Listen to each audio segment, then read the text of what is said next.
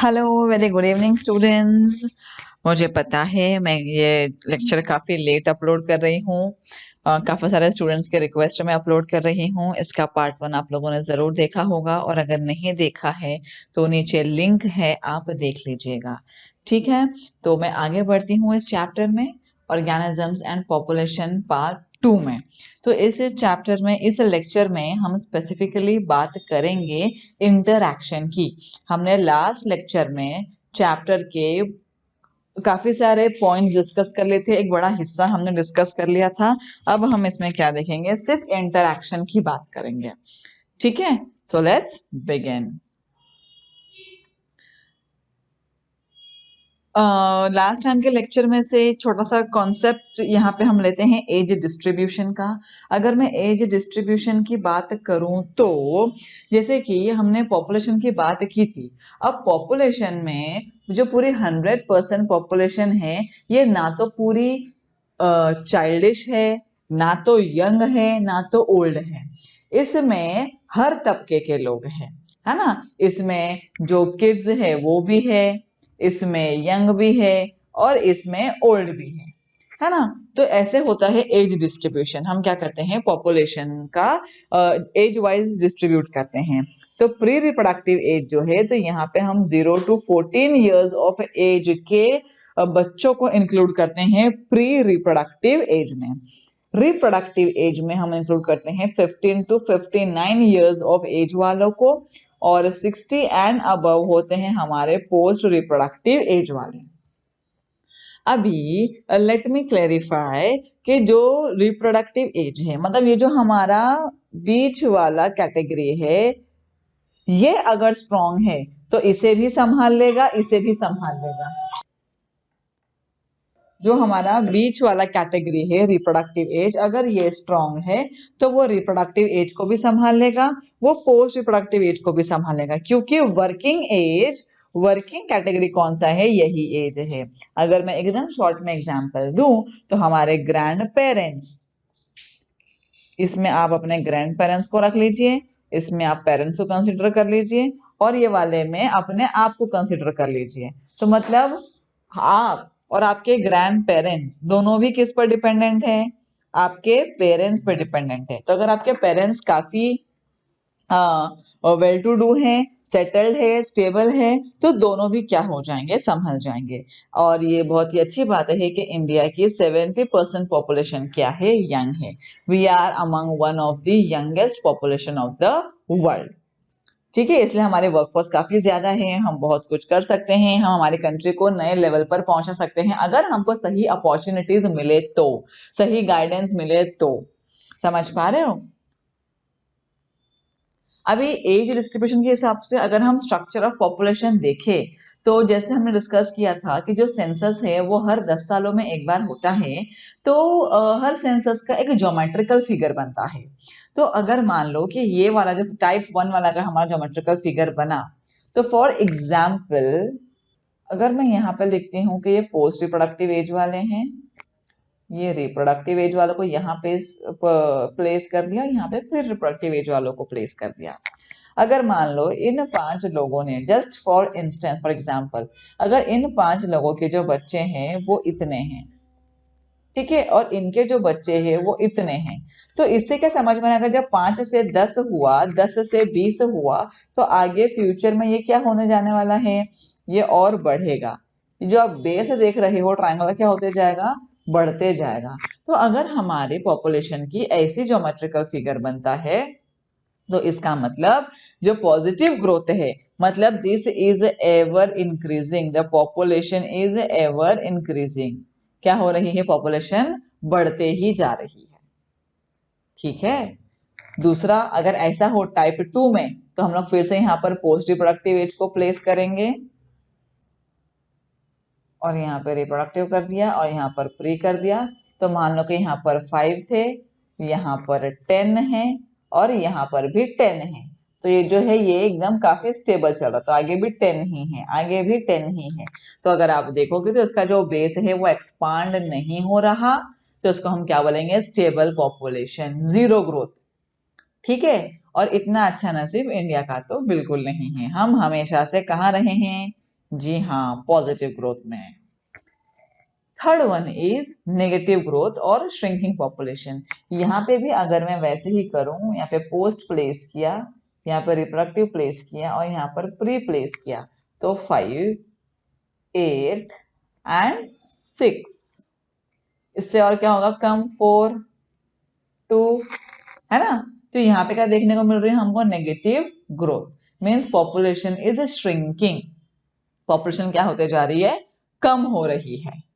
तो ये क्या है, ये कुछ ज्योमेट्रिकल फिगर्स हैं जो सेंसस के बाद इलस्ट्रेट करने के लिए बनाए जाते हैं, उस कंट्री के पॉपुलेशन को डिनोट करने के लिए। आई होप यू ऑल अंडरस्टैंड। अच्छा, अब पॉपुलेशन के बेसिस पे दो टाइप के कर्व्स हम बनाते हैं, that is exponential growth and logistic growth. और बहुत ही सिंपल है। देखो, ये एकदम कॉमन सी बात है, जहां पर भी जो रिसोर्सेस है, जब रिसोर्सेस अनलिमिटेड हो तो क्या होगा, खाने पीने की जो चीजें हैं वो पर्याप्त है ना। तो क्या होगा, टाइम के साथ साथ पॉपुलेशन बढ़ेगी। हमने टाइम को प्लॉट कर लिया है एक्स एक्सिस पे और पॉपुलेशन को वाई एक्सिस पे। तो खाने पीने का कोई टेंशन नहीं है। तो धीरे धीरे जो पॉपुलेशन है वो क्या होता है कि जैसे जैसा टाइम बढ़ेगा, खाने की चीजें अवेलेबल है, तो क्या होता है कि पॉपुलेशन बढ़ते जाएगी। ठीक है, तो इसको हम बोलेंगे जे शेप कर्व।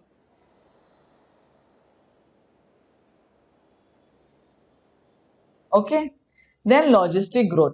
यहां पर क्या है, देखो यहां पर भी टाइम वर्सेस पॉपुलेशन साइज है ना। तो यहां पर क्या है कि एक जब भी रिसोर्सेस है तो टाइम के साथ साथ पॉपुलेशन क्या होगी, बढ़ेगी, स्लोली स्लोली पॉपुलेशन बढ़ेगी। लेकिन एक टाइम आएगा जब रिसोर्सेस घटने लगेंगी, रिसोर्सेस घटने लगेंगी तो पॉपुलेशन को स्टेबल होना पड़ेगा।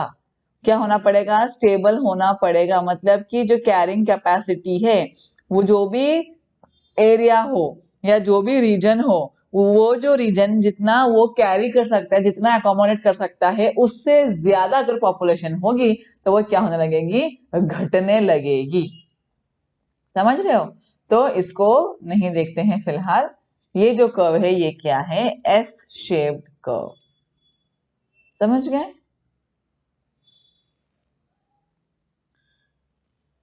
अभी हम यहां से बात करेंगे किसकी, इंटरैक्शन की। इंटरैक्शन मतलब कि जो नेचर है, नेचर में जो एनिमल्स है, प्लांट्स है, उनका आपस में रिलेशन, उनका आपस में interaction, how do they benefit each other, help each other, harm each other और whatever, है ना। So this is called symbiosis. Symbiosis here means living together. Symbiosis means living together. So here different species of animals live together. ठीक है। तो अब यहाँ पे हम 5 टाइप के इंटरेक्शंस देख रहे हैं, म्यूचुअलिज्म, कमेंसलिज्म, पैरासाइटिज्म, अमेंसलिज्म और कंपटीशन और प्रिडेशन भी है। ठीक है।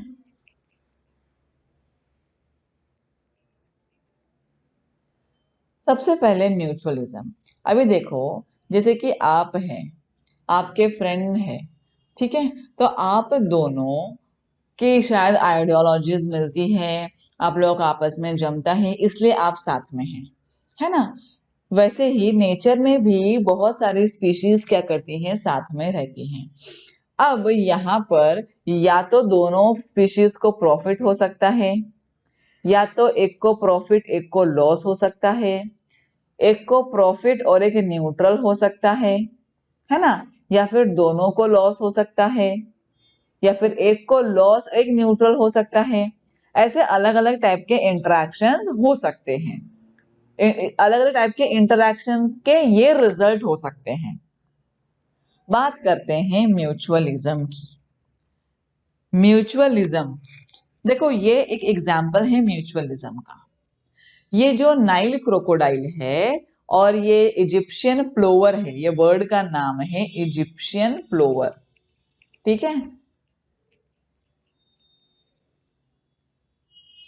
अभी ऐसा क्यों है कि ये अपनी मौत बुलाने गई है क्या क्रोकोडाइल के पास?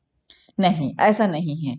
ये क्रोकोडाइल के माउथ के अंदर कई बार क्या होते हैं, काफी सारी लीचेस, लीचेस पता है इसको हम लोग जोंक बोलते हैं, जो खून चूसते हैं, वो आ जाती हैं। वो यहाँ पर अंदर से खून चूसने का काम करती हैं।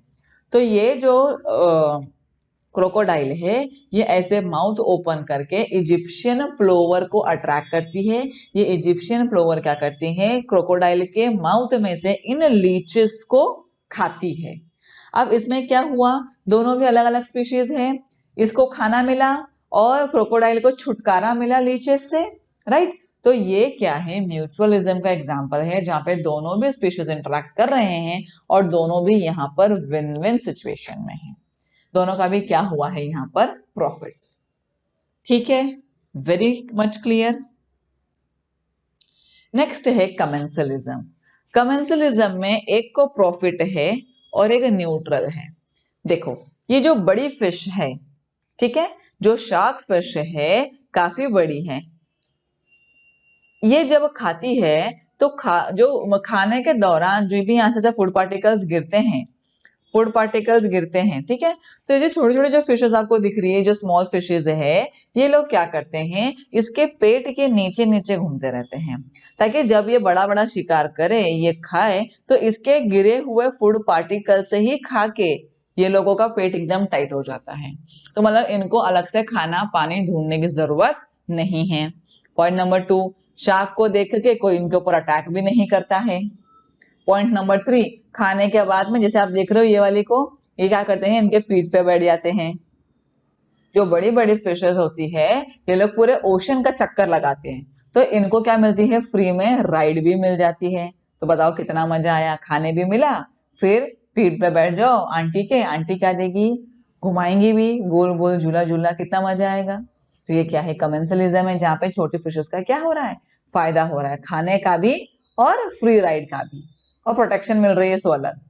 उसमें शार्क का कोई नुकसान नहीं है, इसको पता भी नहीं है कि यहाँ पे इनके नाक के नीचे नहीं, बिल्कुल पेट के नीचे क्या चल रहा है और इनके ऊपर कौन बैठा हुआ है। जैसे कि अगर हमारे बदन पे अगर एक छोटा सा मस्कीटो बैठ जाए और वो अगर काटे ना, तो हमको कुछ बोझ लगेगा क्या, नहीं, वैसे ही। ठीक है, तो यहाँ पर इन छोटी फिश का क्या हो रहा है, बेनिफिट, और जो शार्क है उसका कोई नुकसान नहीं है। ये यहाँ पर न्यूट्रल बनी हुई है। ये एग्जाम्पल था किसका, कमेंसलिज्म का। पैरासाइटिज्म, पैरासाइट का मतलब ही होता है ईटिंग ऑन अदर्स टेबल, दूसरों का खाना खाना, दूसरों को दुख देके अपना सुख पाना, दूसरों का खून चूसना, ये कौन है, पैरासाइटिज्म। ये पैरासाइट है और ये पूरा फिनोमेना क्या है, पैरासाइटिज्म। अब पैरासाइट अलग अलग टाइप के होते हैं,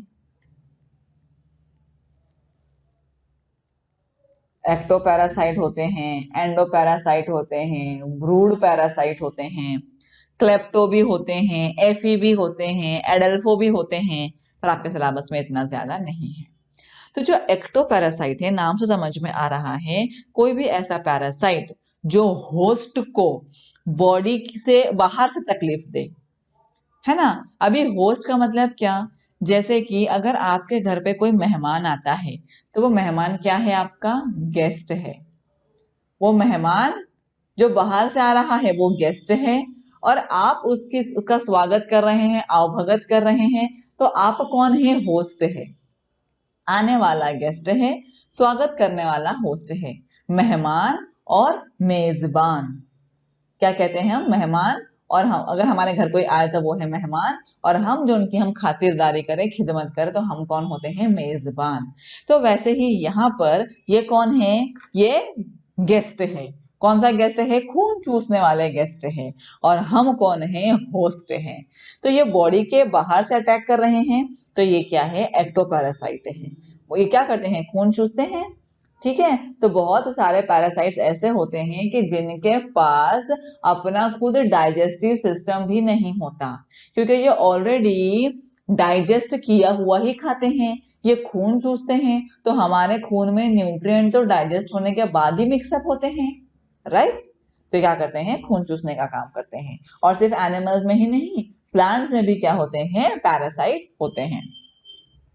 तो ये हुआ जैसे कि मस्कीटो है, फिर जो सिरो लड़कियों के केस में ये कॉमन है, सिर में जू आना, वो भी क्या है, पैरासाइट है। हेडलाउस उसको बोलते हैं। जोंक है, लीच, वो भी पैरासाइट है। फिर दीमक है, खटमल है, बेडबग, टर्माइट, ये सब के सब क्या है, एक्टो पैरासाइट के एग्जाम्पल है। ठीक है। एंडो, एंडो मतलब अंदर से, है ना। जो एंडो पैरासाइट है ये आपके बॉडी में घुस के आपका खून चूसते हैं। जैसे कि यूजुअली जो छोटे बच्चे होते हैं उनके पेट में अक्सर, ये जो सुना पड़ा होगा ना आप लोगों ने एस्कैरियासिस के बारे में, ये जो वर्म है, वर्म का नाम है एस्कैरिस, और इसके होने से जो प्रॉब्लम होती है उसे क्या कहते हैं, एस्कैरियासिस। और ये क्या है, टेप वर्म है। ये यूजुअली पोक कंज्यूम करने वालों में ये चीज ज्यादा पाई जाती है। ये क्या करते हैं, इंटेस्टाइन में रहते हैं और वहां पर ही एग्स ले करके अपना खानदान बढ़ाते हैं, अपनी सेना बढ़ाते हैं। और जो भी हम खाते हैं वो जो इंटेस्टाइन में डाइजेस्ट होकर एब्जॉर्ब होता है, डायरेक्टली वहां से क्या करते हैं, फ्रेश जूस ऑब्टेन करते हैं।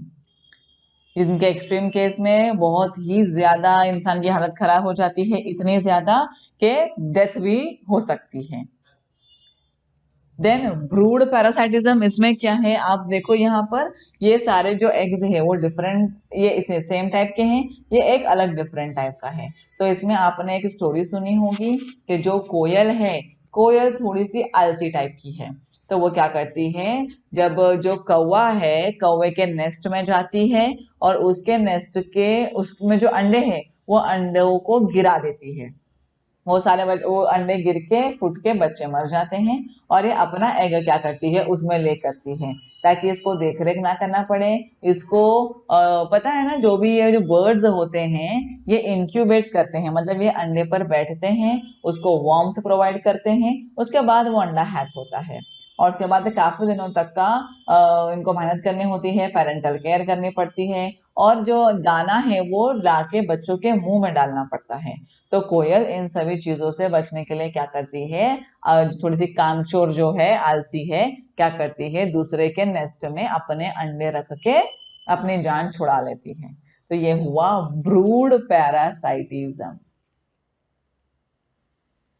समझ पा रहे हो कि नहीं। इसके अलावा कुछ इंसान भी होते हैं जो हमारा खून चूसते हैं, हमें दुख देते हैं, ठीक है, जो इसमें इंक्लूडेड नहीं है, जस्ट जोकिंग। कंपटीशन, कंपटीशन ऐसा इंटरैक्शन है जहां पर दोनों का लॉस है, जहां पर क्या है, दोनों का लॉस है। अगर तुम पर्सन ए और पर्सन बी में लगा है कंपटीशन, अगर ए ने मारे 4 मुक्के तो कम से कम 2 घुसे तो बी भी मारेगा ए को। अगर बी के टूटे 2 दांत, कम से कम ए के भी तो 1 दांत तो तोड़ के रहेगा बी। समझ रहे हो। तो जो कंपटीशन है उसमें क्या है, दोनों का भी लॉस है। अच्छा, अब कंपटीशन 2 टाइप के होते हैं, इंटर स्पेसिफिक और इंट्रा स्पेसिफिक। ध्यान से देखना बच्चों, कंफ्यूज मत होना, हर साल बच्चे इधर का उधर और वहां का इधर करते हैं। देखो क्या है, इंट्रा स्पेसिफिक मतलब जब सेम स्पीशीज में हो, जब आपस में ही हो रहा है ना। आप देखो दोनों एक ही स्पीशीज के हैं, ये दोनों भी बुल जैसे क्या कर रहे हैं, बुल जैसे क्या बुल ही हैं, क्या कर रहे हैं, आपस में लड़ रहे हैं, है ना। तो ये क्या हुआ, इंट्रा स्पेसिफिक कॉम्पिटिशन, मतलब आपस में ही क्या हो गई है, भिड़ंत हो गई है। और इंटर स्पेसिफिक देख रहे हो, यहाँ पर ये हाइना है, ये लायन है ना। तो यहाँ पर जो झगड़ा लफड़ा हो रहा है ये 2 डिफरेंट स्पीशीज के एनिमल्स में हो रहा है। ये हुआ इंटर स्पेसिफिक, ठीक है। जिसे हमने बोलते हैं इंटर कॉलेज कंपटीशन। तो इंटर कॉलेज मतलब कि जहां पर हम 2 या 2 से ज्यादा कॉलेजेस आती हैं क्या करने के लिए, कॉम्पीट करने के लिए, वो क्या है, इंटर कॉलेज कंपटीशन है। और अगर हम हमारे कॉलेज के अंदर ही हम आपस में ही कम्पीट करें तो वो होगा इंट्रा कॉलेज कंपटीशन। समझ पा रहे हो बात? अच्छा, अब एनिमल्स में जो कंपटीशन है उसके रीजंस क्या है? एनिमल्स में कंपटीशन की वजह क्या है? टेरिटरी। इतिहास गवाह है सारी लड़ाइयां किसके लिए हुई है? जमीन, जायदाद, पावर, रानी, है ना? तो यहाँ पर भी मेटिंग के लिए होती है। क्या होता है यहाँ पर? स्वयंवर होता है। फीमेल, मान लो एक फीमेल है और 4 मेल है, अब उसके साथ में मेटिंग कौन करेगा? तो क्या होगा यहाँ पर? फाइट ऑर्गेनाइज की जाएगी, रंगारंग कार्यक्रम ऑर्गेनाइज किया जाएगा।